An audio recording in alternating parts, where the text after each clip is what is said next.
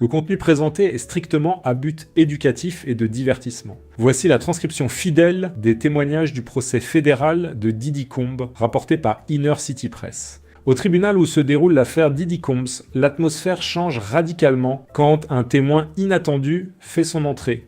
Vêtu d'un costume sombre et arborant discrètement un insigne fédéral, l'ancien enquêteur du FBI Mark Halperin s'approche de la barre des témoins. Son arrivée provoque un silence total dans l'assistance. Les révélations qu'il s'apprête à faire dépassent largement le cadre d'un simple scandale de célébrité.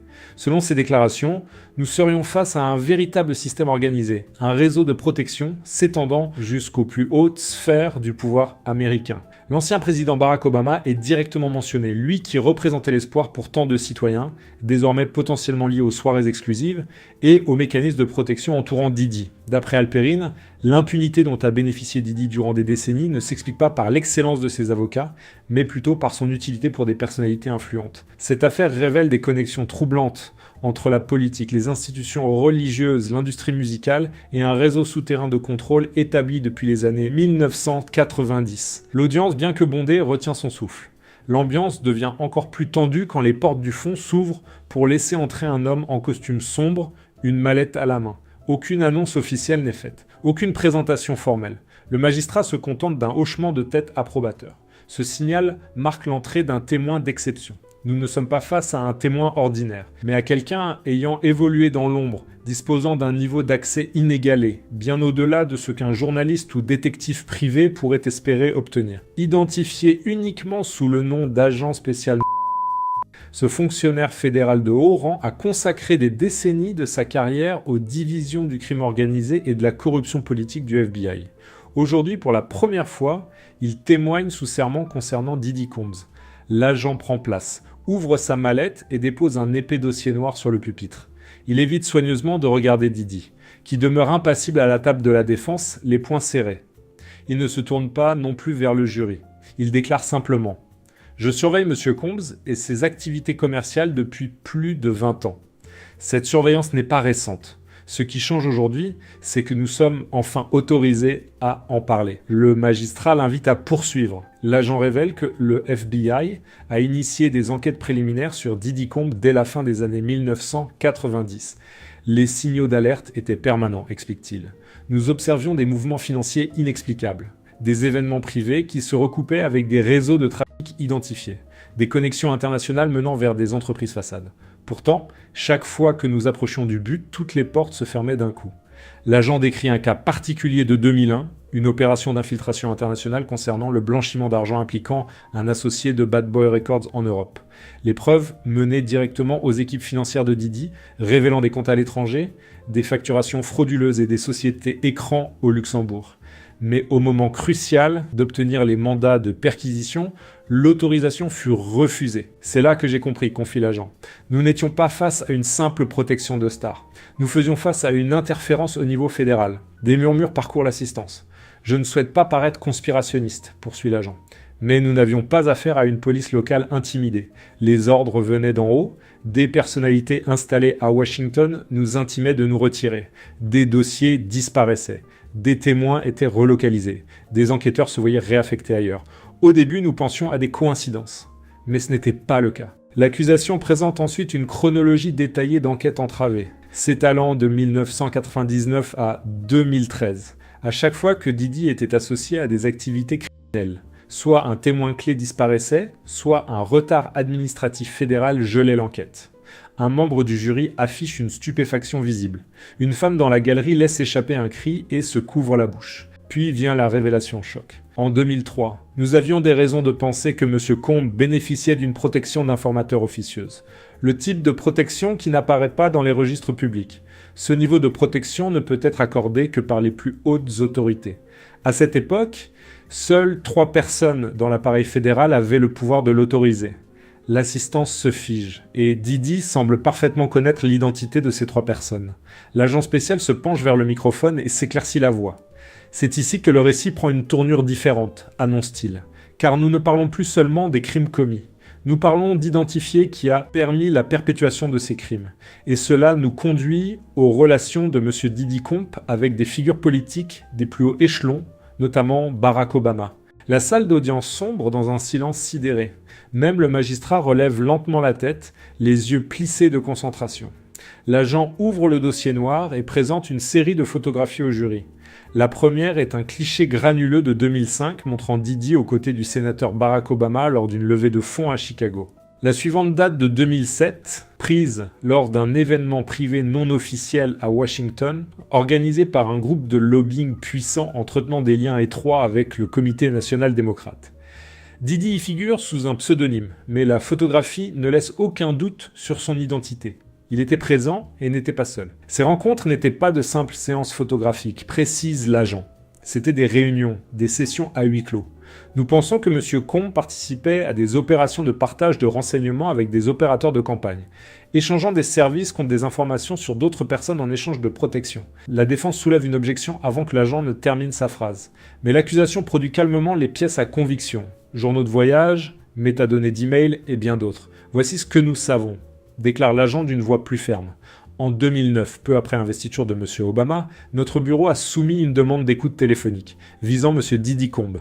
L'objectif était d'intercepter les communications entre M. Combs et plusieurs trafiquants de stupéfiants connus, qui blanchissaient de l'argent via des sociétés de production affiliées à Bad Boy Records. La demande fut rejetée. L'assistance s'agite. Rejetée par qui ? Interroge le procureur. L'agent se tourne vers la dernière page du dossier révélant un journal d'appel d'un bureau juridique affilié à la Maison-Blanche. Le nom est expurgé, mais l'horodatage correspond exactement au moment où notre demande a été retirée, déclare l'agent. Le magistrat demande au jury d'ignorer toute spéculation, mais le mal est fait. Les implications sont loin d'être subtiles.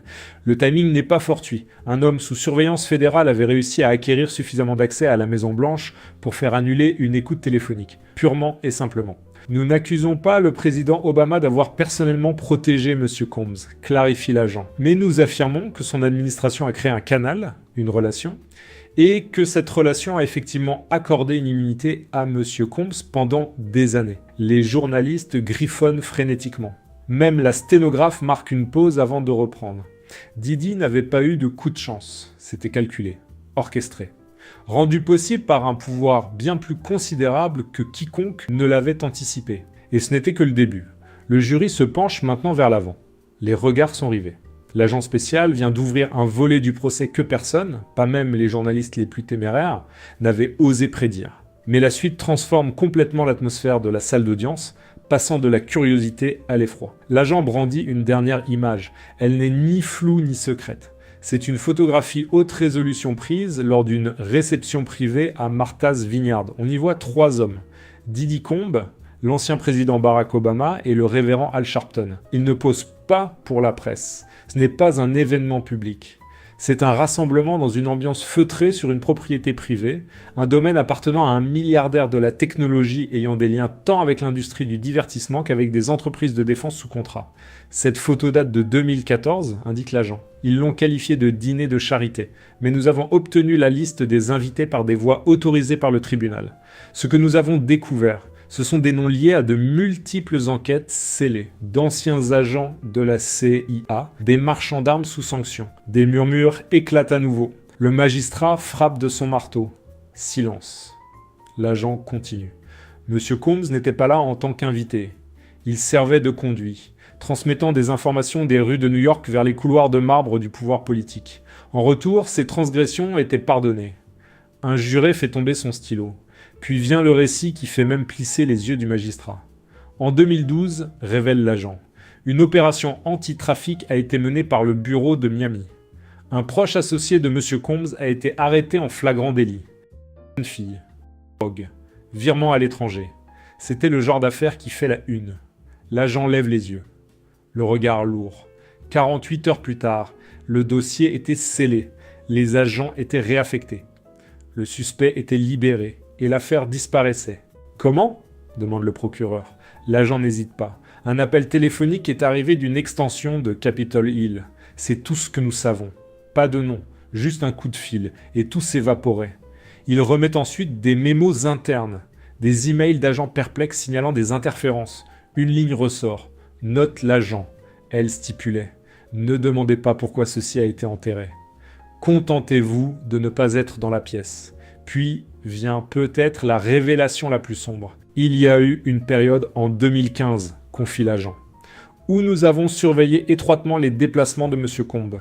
Il s'est rendu en Haïti, puis en Colombie, puis vers des îles privées dans les Caraïbes. Au départ, nous pensions que c'était récréatif.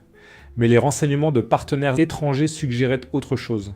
Des rencontres avec des financiers affiliés au cartel, des fêtes sur yacht impliquant des mineurs amenés par avion du Brésil et d'Europe de l'Est. Une source a même affirmé que ces gens avaient été informés qu'elle participait à des auditions pour American Idol. Quand le tribunal reprend, les spectateurs sont devenus silencieux, abattus. Nous ne sommes plus seulement face au procès d'un magnat de la musique. C'est l'illusion de sécurité, d'égalité, de justice qui s'effrite. L'agent spécial reprend son témoignage avec un ton plus grave maintenant. Ce qu'il révèle ensuite raidit visiblement la salle d'audience. Nous avons des raisons de croire, commence-t-il, qu'il existait une collection de bandes de surveillance filmées dans diverses propriétés appartenant à M. Combs et remontant jusqu'en 2003. Nous le savons non par spéculation, mais parce que certaines de ces bandes ont brièvement transité par des mains fédérales. Il actionne une télécommande. Un projecteur affiche une capture d'écran. L'image d'une séquence horodatée d'une salle de surveillance dans l'une des résidences de Didier à Los Angeles. Cette image nous a été divulguée par un lanceur d'alerte d'une société de sécurité privée aujourd'hui disparue, employé par M. Combes. La salle comprenait plus de 30 moniteurs, chacun relié à un emplacement différent. Chambre, couloir, piscine. Nous avons appris que beaucoup de caméras étaient dissimulées. Et les personnes filmées n'en avaient pas connaissance. Maintenant, voici où cela devient plus inquiétant, poursuit l'agent. En 2016, nous avons obtenu un mandat pour saisir 3 disques durs censés contenir ces séquences. Mais quand les agents sont arrivés à la propriété désignée, un incendie avait éclaté dans la salle des serveurs. L'incendie criminel a été confirmé. C'était moins de 20 minutes après que notre bureau ait reçu l'autorisation. Suggère une fuite interne. Quelqu'un les avait prévenus. Il continue en décrivant le seul disque survivant, miraculeusement récupéré du coffre-fort d'un associé à Porto Rico. Ces séquences, explique-t-il, montraient des interactions entre M. Combs et diverses célébrités, hommes d'affaires et figures politiques dans des états d'extrême vulnérabilité. Certains paraissaient intoxiqués, d'autres étaient manifestement contraints. Barack Obama figurait-il dans ces enregistrements ? Demande directement le procureur. Il n'y figurait pas. Mais, précise l'agent, plusieurs amis proches, donateurs et alliés politiques de l'administration y apparaissaient, et M. Combs était entendu les mentionnant par leur prénom. Il connaissait leurs secrets. Il conservait les bandes comme moyen de pression. Le tribunal retombe dans le silence. L'agent prononce alors des mots qui entreront les procédures. Au final, déclare-t-il, Didi ne collectait pas ses enregistrements pour satisfaire son ego. Il les utilisait comme monnaie d'échange, comme assurance au cas où quelqu'un tenterait de l'éliminer. Cette nuit-là, les médias diffusent l'information. Mais en privé, tout le monde se mobilise pour répondre à la seule question qui compte. Que sait-il vraiment ? Le tribunal reprend le lendemain matin sous sécurité renforcée. Des marshals fédéraux bordent les murs. L'atmosphère a changé. Ce type d'appréhension qui ne survient que quand la corruption s'est répandue bien au-delà de son origine. L'agent spécial retourne à la barre, portant une enveloppe scellée. Il demande au magistrat de l'ouvrir en privé. À l'intérieur se trouve un mémo classifié, portant l'entête d'une agence rarement mentionnée dans les salles d'audience. L'agence centrale de renseignement. La CIA. L'agent annonce. Pour le procès verbal, ce mémo a été déclassifié spécifiquement pour ce procès. Il a été rédigé par un analyste de la division des opérations domestiques de la CIA et considéré comme à haut risque. Le magistrat l'autorise à le résumer. Il commence. Commençant au milieu des années 2000, M. Combs a été identifié comme un influenceur culturel de haute valeur avec un potentiel pour la manipulation domestique. Il a été signalé par plusieurs départements pour ses associations avec des trafiquants d'armes connus, des banquiers offshore et des figures adjacentes au renseignement en Europe de l'Est et en Afrique de l'Ouest. L'agent marque une pause pour que l'information soit bien assimilée. La CIA n'a pas formellement recruté M. Combs, continue-t-il. Cependant, ils ont bénéficié de sa proximité avec des personnes d'intérêt. Ces événements s'est faits et son influence offrait une source précieuse de données comportementales en échange d'un déni plausible. M. Combs a été autorisé à opérer avec peu ou pas d'interférence légale. Êtes-vous en train de dire que la CIA l'a laissé commettre ces actes ? Interroge le procureur. Je dis, répond l'agent, que l'agence a trouvé ces opérations bénéfiques. Ils n'ont peut-être pas sanctionné ces crimes, mais ils les ont certainement négligés. La partie suivante s'avère encore plus accablante. L'agent brandit un registre notarié. Ce document, explique-t-il, contient une liste de virements effectués par des sociétés écrans liées à Monsieur Combs, incluant plusieurs acheminés via Tristar Entertainment et d'autres entités associées à la structure de tutelle de Britney Spears. Les destinataires sont des consultants politiques de haut niveau et des lobbyistes. L'implication est claire. Didi n'était pas un monstre isolé. Il faisait partie d'un circuit bien financé et étroitement contrôlé de trafic d'influence, chantage et guerre informationnelle secrète. Et juste quand le tribunal pense qu'il ne peut pas aller plus profond, l'agent lâche une dernière ligne. « Nous pensons », révèle-t-il, qu'un des comptes offshore de M. Combs a été utilisé pour acheter des informations classifiées d'un ancien contractant de la NSA. Ce contractant est maintenant décédé. La salle d'audience explose. Le magistrat appelle à l'ordre, mais personne, pas même les avocats de Didi, ne semble sûr de la marche à suivre. Le témoignage de l'agent reprend par une déclaration simple. Monsieur Combs avait le numéro du président. Un murmure de stupeur parcourt la salle. En 2014, suite aux retombées d'un scandale de l'industrie musicale impliquant plusieurs mineurs et des invités étrangers, notre équipe a tenté d'interpeller Monsieur Combs à son retour aux États-Unis depuis Saint-Barthélemy. Une alerte a été émise. Son jet privé était programmé pour une fouille à l'atterrissage à Miami. L'agent brandit un dossier du département de la sécurité intérieure. Ici, vous voyez l'alerte douanière. Elle était active pendant 37 minutes, puis soudainement annulée. Pourquoi ? Demande le procureur. Parce que quelqu'un de l'administration du président Obama a contacté le DHS. L'appel a duré 41 secondes. C'est tout ce que nous savons. Le numéro a été plus tard retracé vers un standard sécurisé utilisé par le Conseil de la Maison-Blanche. L'alerte a disparu. L'affaire a été abandonnée. Didi est sorti de l'aéroport intact. Les images de surveillance le montrent souriant en montant dans une voiture noire. Nous avons appris plus tard, poursuit l'agent, que Didi a versé 500 000 $ à un comité d'action politique étroitement aligné avec l'effort de réélection d'Obama dans les 48 heures suivant cet appel. Cette coïncidence est troublante. La salle d'audience s'assoit dans un silence stupéfiant. L'agent prend une respiration. « Je ne suis pas ici pour accuser l'ancien président. Je suis ici pour montrer que M. Combs avait un accès. Un accès qui ne serait accordé à personne d'autre. Et il l'a utilisé pour se protéger, couvrir des crimes et faire taire des victimes. Une prise de conscience collective saisit la salle. Il ne s'agit plus seulement de Didi. C'est un système de pouvoir qui s'enroule autour des plus hauts échelons de l'influence américaine. Et la question flotte dans l'air comme de la fumée. Qui d'autre était au courant ? Quand l'agent retourne à la barre pour la 7e fois, les journalistes ont déjà inventé un nouveau terme pour l'audience, le procès de la liste noire. Car ce qu'il apporte ensuite est un document si explosif qu'il est remis au magistrat dans une mallette blindée. À l'intérieur, un dossier de 94 pages que le FBI appelle l'opération chambre secrète. Ceci est la police d'assurance de Didi, annonce-t-il au jury. Le dossier chambre secrète a été initialement découvert lors d'un raid en 2022 sur une installation de stockage à Newark, New Jersey. Cachés dans une voûte, climatisée sous une façade d'entreprise fictive, les agents ont découvert des dizaines de disques durs. Mais le plus important était un dossier étiqueté priorité LC archives protégées.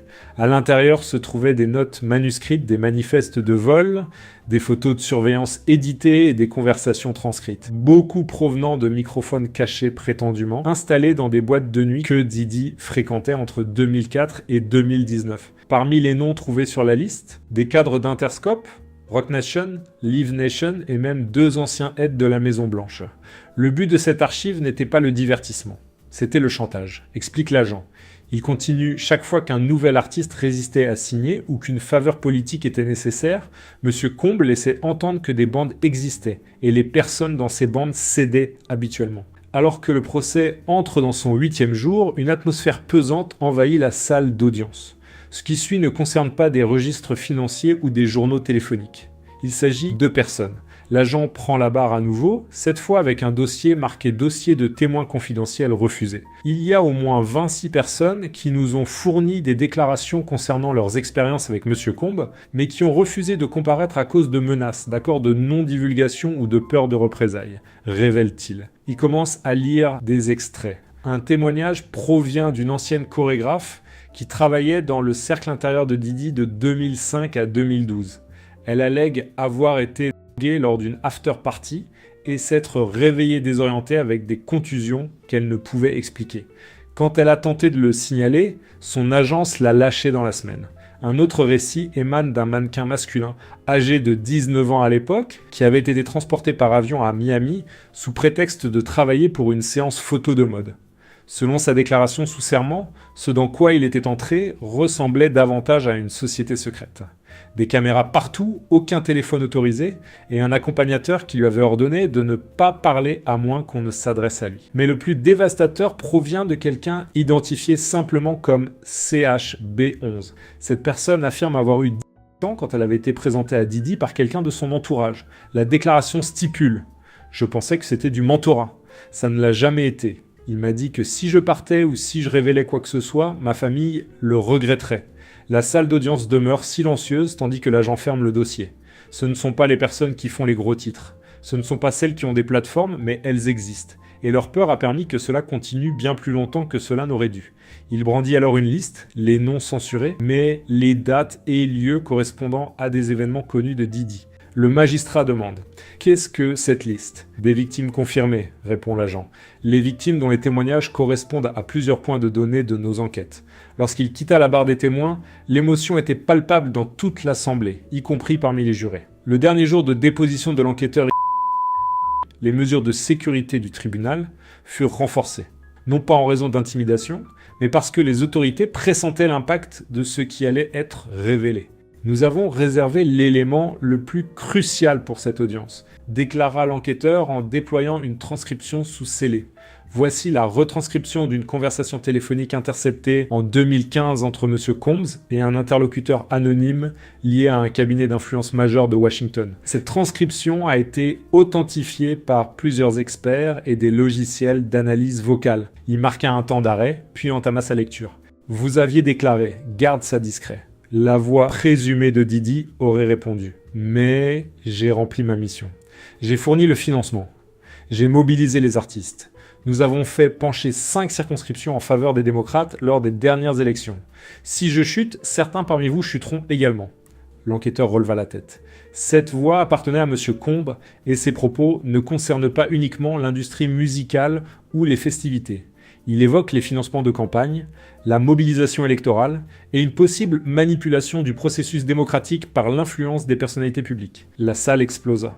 La stratégie électorale d'un président sortant avait supposément impliqué l'une des figures les plus controversées actuellement jugées. Même de manière indirecte, l'image était catastrophique. Un juré murmura distinctement. « Mon Dieu !» L'enquêteur termina. Didi n'achetait pas uniquement le silence. Il achetait son influence politique, et la monnaie d'échange était votre suffrage. Il regagna sa place. Le juge suspendit les débats. C'est ainsi que ce procès, initialement perçu comme un simple scandale de célébrité, est devenu le chapitre le plus sombre de l'histoire politique contemporaine. Une procédure judiciaire qui pourrait finalement, et a déjà commencé à mettre à nu la corruption qui se tramait en coulisses depuis des générations.